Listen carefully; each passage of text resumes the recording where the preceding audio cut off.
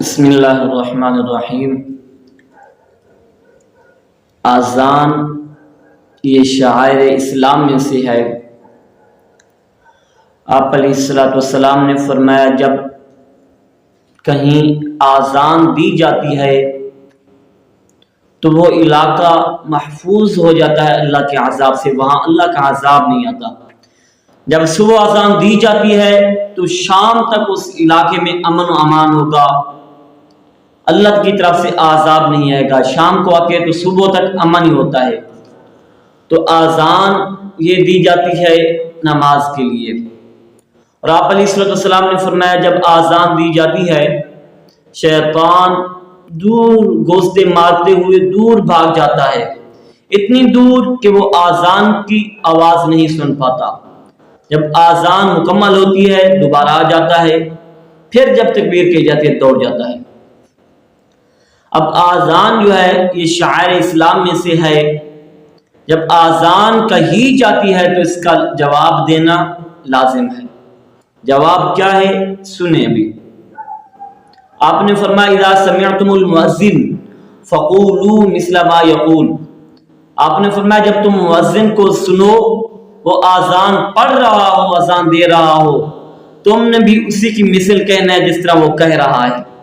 اب اللہ اکبر امام مؤذن دونوں یہی کہیں گے، اشہد ان لا الہ الا اللہ اشہد ان لا الہ الا اللہ، مؤذن بھی سننے والا بھی اشہد ان محمد رسول اللہ اشہد ان محمد رسول اللہ۔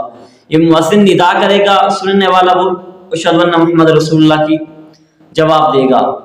اب مسئلہ جو ہے جب وہ کہے گا حی علی الصلاۃ حی علی الصلاۃ حی علی الفلاح حی علی الفلاح، اب ہم چاروں کے جواب میں ہم نے کہنا ہے لا حول ولا قوت الا باللہ العلی العظیم، لا حول ولا قوت الا باللہ العلی العظیم، ان چار مرتبہ کہنا ہے۔ اب اس کے بعد وہ کہے گا اللہ اکبر لا الہ الا اللہ، یہ ہم اس کا جواب دے دیں گے۔ یہ آذان ہو جائے گی اور آذان کے بعد دعا مانگیں گے، اللہم رب هذه الدعوة التامة والصلاة القائمة آت سیدنا محمد الوسیلة والفضیلة والدرجة الرفیعة وابعثه مقاما محمودا الذي وعدته وارزقنا شفاعته يوم القيامة انك لا تخلف الميعاد برحمتك۔ یہ آذان کی دعا ہے۔ اب صبح جو بتایا ہے یہ ظہر کی اذان ہو، عصر مغرب عشاء کے اندر یہی چلے گا، اس طرح جواب دینا ہے۔ صبح کی اذان کے اندر ایک لفظ کا اضافہ ہے، وہ کیا ہے؟ وہ یہ ہے کہ جب صبح مؤذن کہہ رہا ہوتا ہے الصلاۃ خیر من النوم، الصلاۃ خیر من النوم، تو اس کے جواب میں کیا کہیں گے؟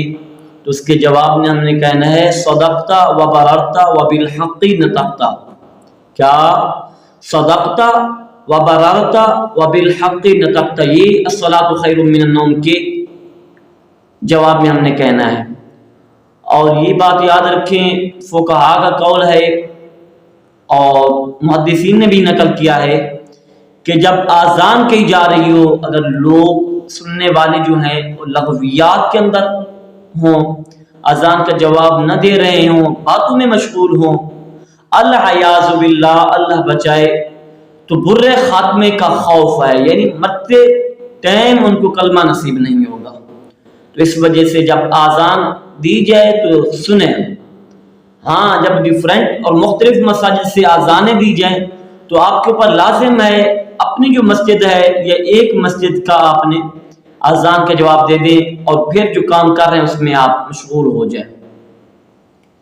تو اللہ تبارک و تعالی ہمیں آپ علیہ السلام کے فرمان پر عمل کرنے کی توفیق عطا فرمائے۔